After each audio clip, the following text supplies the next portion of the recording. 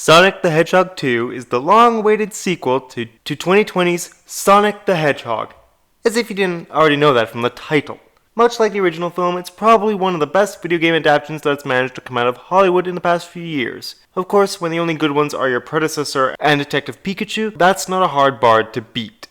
By disclaimer though, I am not familiar with Sonic's early history, nor am I up to date with his most recent titles. I'm reviewing this as a fan of the Sonic Adventure days up to Sonic Unleashed, so if there's something I say that doesn't line up with Sonic's earlier incarnations, that's why. I think Sonic the Hedgehog 2 is a pretty good time, if it's all you're looking for. The film knows exactly what it is, a story that takes notes and nods from Sonic's past, has moments to wink at longtime fans, and that's okay for the film.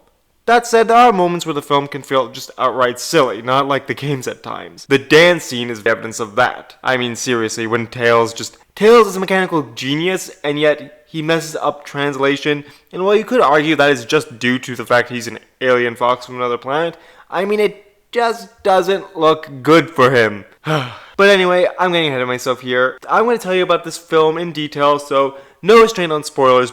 The film begins 159 days after the end of the first film, and Robotnik, true to his genius, manages to build a satellite in an attempt to contact someone to get off the Mushroom Planet and contact strangely humanoid individuals. And oh, there's Knuckles! Meanwhile, Sonic is having trouble adjusting to an idyllic life on Earth, deciding to stir things up by blowing up a city block in San Francisco, but hey, at least he stopped the thieves.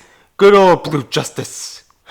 Trademark pending. Good old Donut Lord and Pretzel Lady, however, do not like this, but sadly, they can't do anything to stop a 3-foot superpowered hedgehog that can break the sound barrier because they're going to a wedding flying Air Sonic. Of course, at this opportunity, Sonic does what every teenager does and causes a mess while their parents aren't home, but he's not alone in this endeavor because Eggman shows up, Knuckles in tow, who proceeds to beat Sonic mercilessly only to be stopped by a car driven by everyone's favorite player 2, Luigi! Oh wait, wrong franchise. That's Tails. Tails takes Sonic away from the battle and explains that Knuckles is after the Master Emerald, a gem of great power that Knuckles wants to use to restore his honor, a regular Zuko. Using a map Longclaw gave him, Sonic and Tails travel to Siberia, and after a machinery mishap and a dance battle, the two manage to find a temple where the compass to the Master Emerald awaits. But not long after, Eggman and Knuckles, now allies, arrive and chase the duo down a mountain. Knuckles corners Sonic, and the two have an almost heart-to-heart before Tails ruins it, getting himself hurt when Eggman steals the compass and leaves Sonic stranded to face an avalanche. He calls Donut Lord, who after a mishap involving a wedding ring, gets Sonic out of that jam, only to be put back in another jam when the newly revealed gun, formed in response to the event of the first film's events, rather than a certain missing black and red hedgehog, appear and capture him. In the most hilarious moment of the film, Pretzel Lady and the bride go on a rampage, decimating the gun agents and rescue Sonic. But not fast enough, as Knuckles and Eggman have found the emerald. Sonic takes it upon himself to stop them, gets to the temple where he engages Knuckles in combat once more, but the fight is interrupted by the obvious betrayal of Eggman, who steals the power of the emerald, then returns to Green Hills. Sonic and Knuckles bear the hatchet, and together with Tails, get to Green Hills and make a last stand against the superpowered Eggman. Using Sonic's speed, Knuckles' strength, and Tails' smarts, they're able to dismantle a giant robot that Eggman builds, and remove the Master Emerald from Eggman's grasp. In the scuffle, it breaks, revealing the Chaos Emeralds. Sonic absorbs them and transforms into Super Sonic, defeating Eggman, who vanishes. With nothing else to do, Sonic gives up the power of the emeralds, which Dragon Ball themselves out of there, and Sonic welcomes Tails and Knuckles into the family. Sometime later, Gun tries to locate Robotnik, only to succeed in discovering a file dated back 50 years labeled Project Shadow.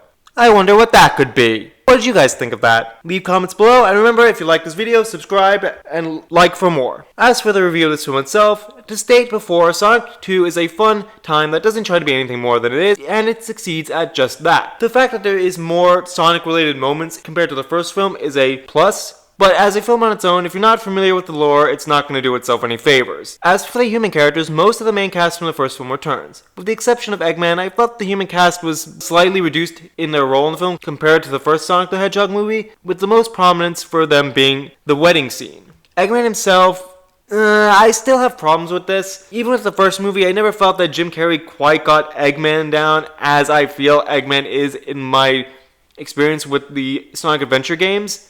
And I just feel that it's just Jim Carrey being Jim Carrey in an Eggman outfit rather than Eggman. As for the CGI Sonic characters, Sonic is back at full speed, with Ben Schwartz voicing the character once again to full effect. Unlike Eggman, I feel he really has the character down, and it's just a blast to hear him crack jokes like Spider-Man. Idris Elba as newcomer Knuckles. I like Idris Elba, he's a great actor and probably the first choice for anybody who wanted to see Knuckles in a Sonic movie outside of the game voice actors. And you don't get much more menacing than Idris Elba. That said, I'm aware that Knuckles is very gullible in his early appearances, but the film really likes to poke fun at his lack of intelligence a little bit too much. On the contrary, Tails is quite the oddball for me. Much like Eggman, he is a genius, which is evidenced by the fact he watched the events of the first film from space of all places. But his very first invention mistranslates Siberian into very offensive words. Then there's the fact that, for me, as I stated earlier, most of the cast is portrayed by A-list actors. But Tails, on the other hand, doesn't get that courtesy. I'm not really attached to the voice actors of the Sonic franchise post-2009, but the portrayal that Tails' game voice actress gives makes me question whether or not Tails is a boy or a girl most of the time, like Professor Oak in Pokemon. And honestly, I can't tell if I'm more insulted that Tails doesn't have an A-list voice actor or that the rest of the cast isn't voiced by the game voice actors. The best thing for this film, though, however, is seeing Super Sonic. If and when Sonic 3 is greenlit, it'll have quite the big shoes to fill, and whether or not Shadow's backstory will remain intact given Gun's formation in this film is in question, but that's a video for a later date when Sonic 3 is announced to be in development. Once again, thank you for watching this video, hit that like button and subscribe to see more.